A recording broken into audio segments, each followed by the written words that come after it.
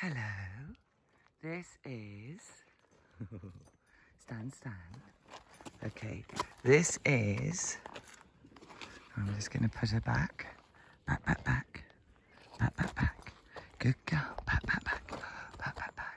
This is a video about how you think about your horse and about energy.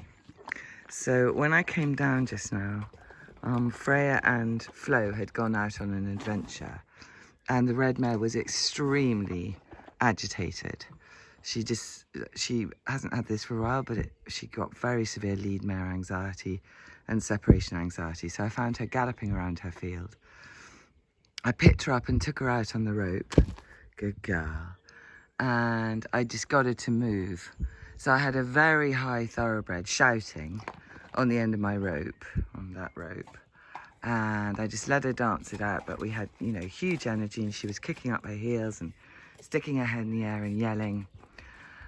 And in the old days, I'd have felt really bad about that. I'd have thought, if I'm doing my groundwork properly, if I'm doing my relationship work with her properly, she shouldn't get in that much of a state.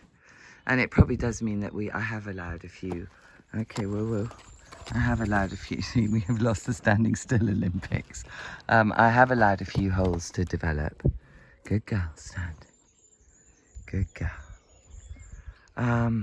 So I'll go back and check those both in her and in myself. But the second thing is that instead of castigating myself and thinking I'm a phony and a fraud and a failure, I just let her work it off. I let her express her emotions. I didn't scold myself. I didn't scold her.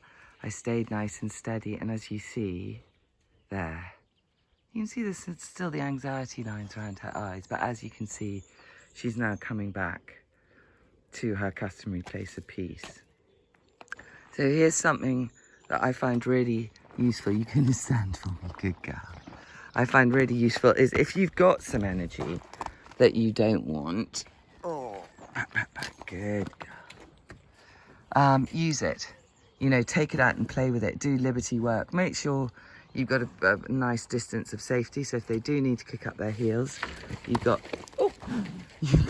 see, look at this, you've got plenty of room so that you're not at all, whoops, I'm just going to move her back, there, stand, good girl. I'm actually asking her to stand now, which I don't normally do. Yeah, if you've got some unwanted energy, let it out.